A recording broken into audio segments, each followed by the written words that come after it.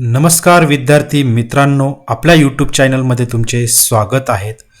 एक रिक्वेस्ट आहे विद्यार्थी मित्रांनो, कृपया ही व्हिडिओ पूर्ण बघा, शेवटपर्यंत बघा आणि याचा शेवट चुकवू नका. कारण की या व्हिडिओमध्ये मी अतिशय महत्त्वाची माहिती देणार आहे. जे आपले शिक्षण सेवक आहेत किंवा आता जे नोकरीला लागणार आहेत, शिक्षण सेवक करणार आहेत पुढचे 3 वर्ष, त्यांच्यासाठी अतिशय महत्त्वाची इन्फॉर्मेशन मी या व्हिडिओमध्ये देणार आहेत. ही व्हिडिओ आपल्या गुरुवर्यांसाठी, आपल्या गुरुमाऊलींसाठी, आपल्या शिक्षण सेवकांसाठी खूप खूप महत्त्वाची होणार आहेत. तर चला आपण सुरुवात करूया या व्हिडिओला.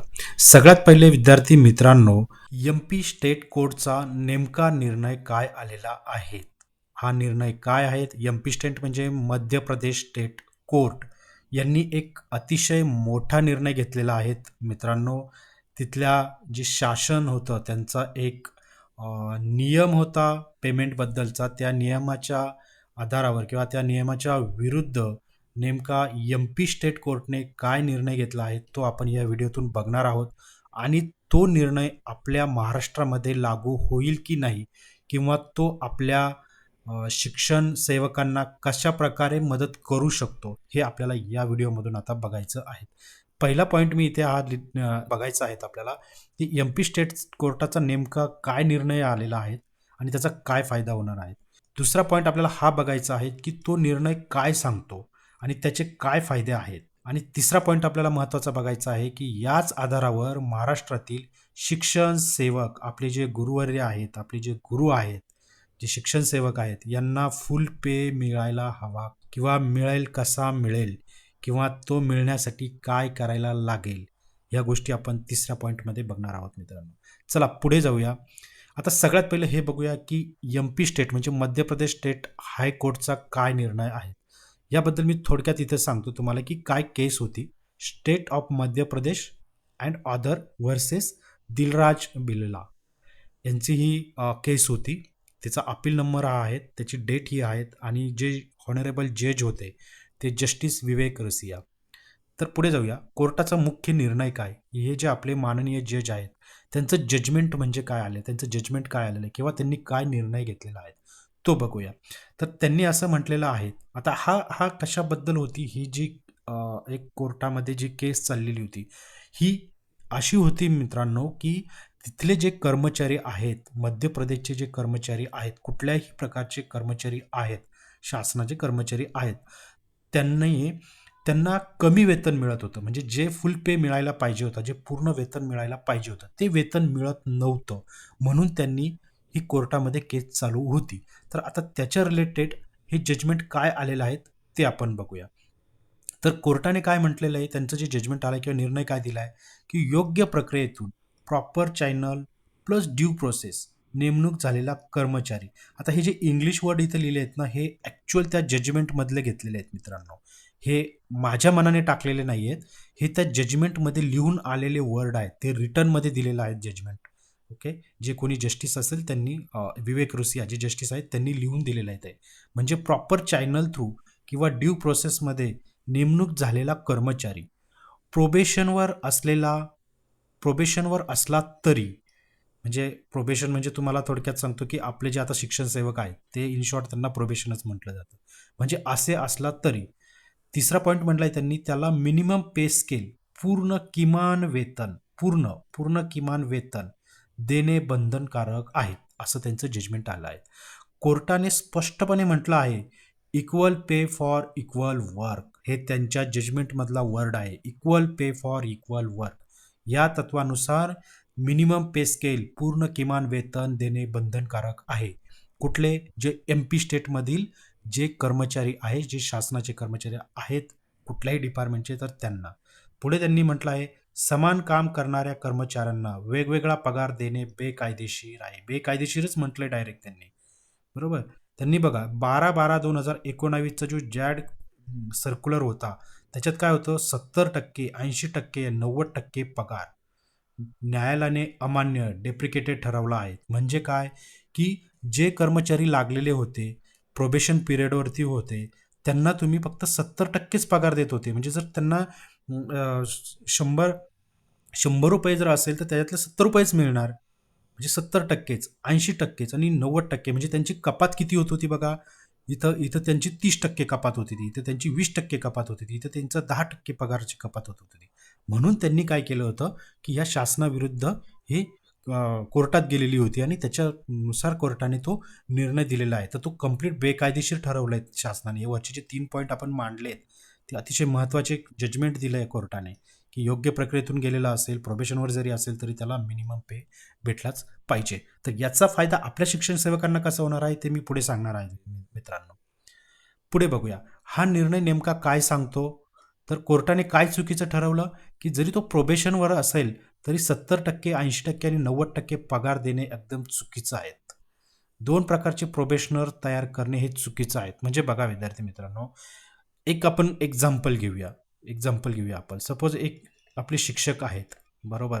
ज्यांचा एक्सपिरियन्स हा 5 इयर झाला असेल, तर त्यांना फुल पे असणार.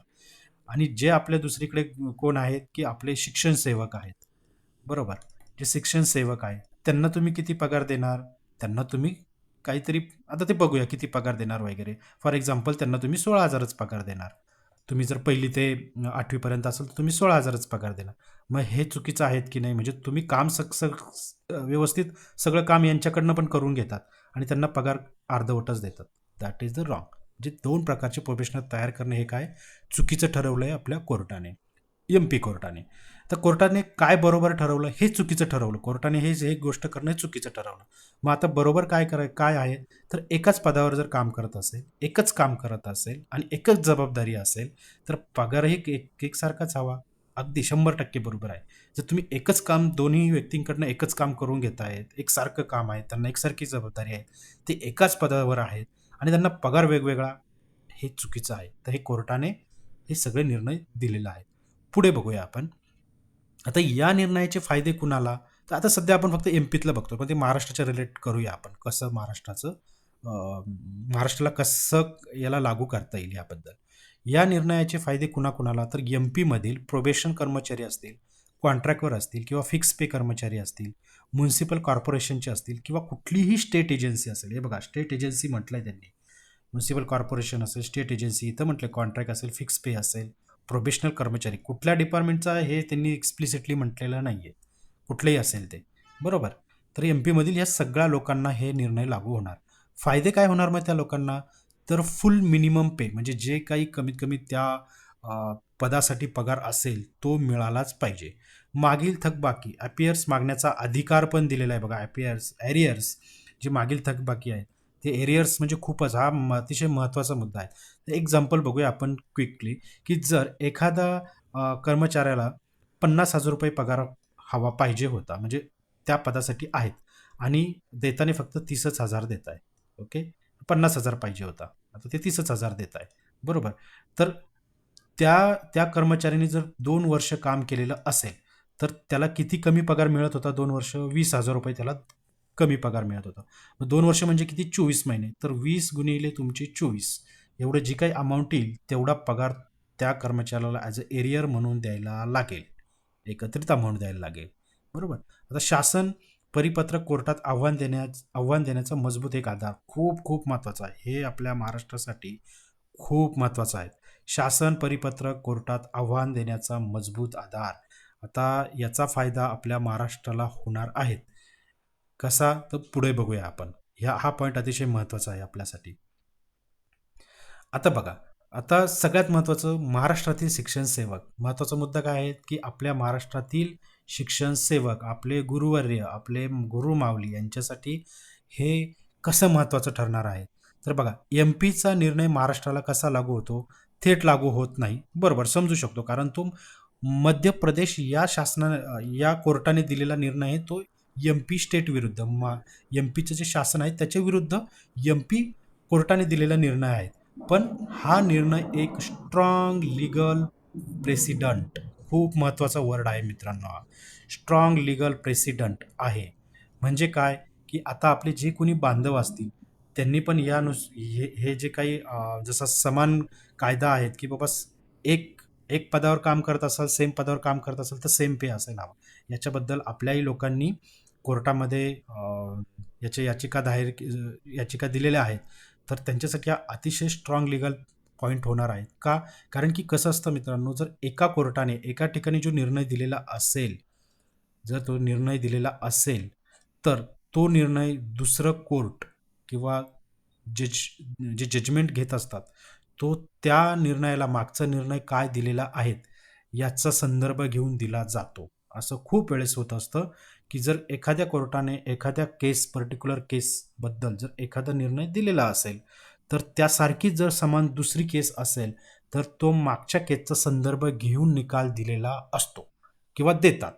ते माननीय जज बरोबर त्याला जजमेंट घेतात आणि त्यानुसार करत असतात.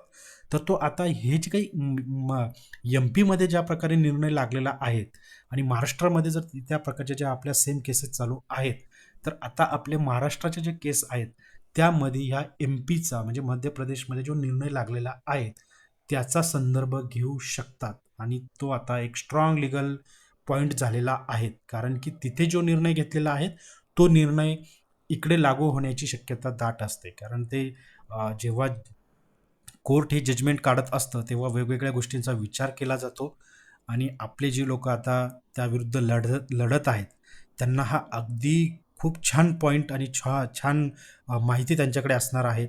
ह्याच्यानुसार ते आता कोर्टात जाऊ शकतात आणि कोर्टात याविरुद्ध लढू शकतात.